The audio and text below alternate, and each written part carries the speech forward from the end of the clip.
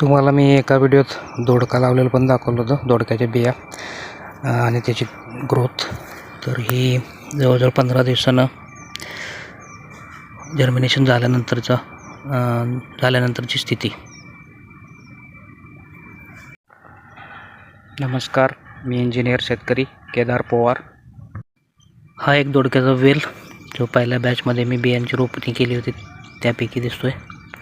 तर इथं देखील कारण तेच आहे, एका वेळी मी पेरणी केलं नाही कारण हवामानातले बदल.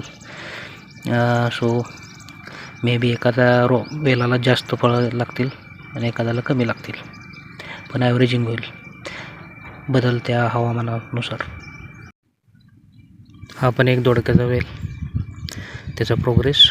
आणि तुरीप्रमाणेच मी एका वेळी दोडक्याच्या बिया पेरल्या नाहीत, ऑलमोस्ट आठवड्याचा गॅप घेतला होता.